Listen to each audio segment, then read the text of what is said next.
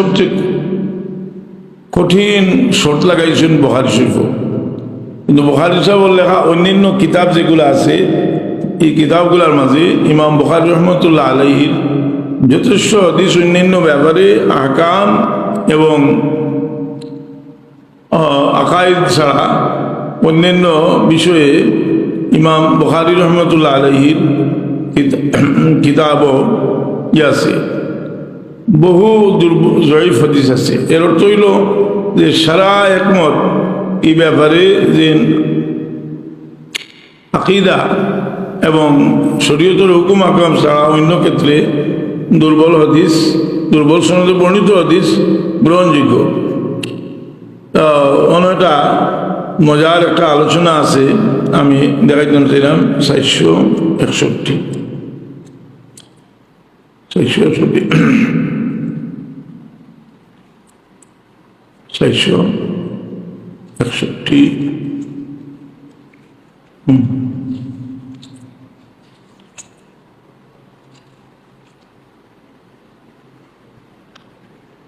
ইবনে তাইমিয়া, আল্লামা ইবনে তাইমিয়া ওইলা সালাফি হলো সবচেয়ে বড় ইমাম। ইবনে তাইমিয়া একটা কিতাব আছে, शेख इब्न तैमिया भी फ़ज़ाइल वग़ैरह में ज़ईफ़ और अमल के मसला में जमहूर से अलग नहीं हो सके उसका दावा बैन सबूत उन किताब है अल कलीमुत तय्यिब। इब्न तैमिया का किताब আছে अल कलीमुत तय्यिब। वो किताब रे আলবানী আবার দুই ভাগে বিভক্ত করছেন, একটা হইল সহি ইলমে সহি কলিমুত তয়্যিব আর জয়ীফ কলিমুত তয়্যিব।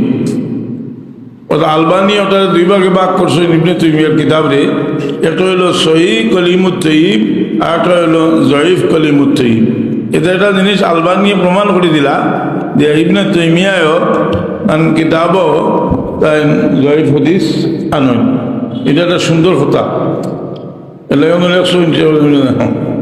शेखुल इस्लाम इब्न तैमिया भी फ़ज़ाइल वग़ैरह में ज़ईफ़ और अमल के मसला में जमहूर से अलग नहीं हो सके उसका दावा का बैन सबूत उनकी किताब थन किताब हुई लो इधर एक प्रमाण दाना किताब से अल कलीमुत तय्यिब है और उसमें ज़ईफ़ हदीसों की तादाद कितनी है उसका जवाब अल्लामा नासिरुद्दीन अलबानी देंगे, जिन्होंने सही कलीमुत तय्यिब और ज़ईफ़ कलीमुत तय्यिब में खत इम्तियाज कायम करने का कारनामा अंजाम दिया। किताबुल नाम हलो अलबानीर, ई किताबुल नाम हलो अत-तारीफ बि अवहाम।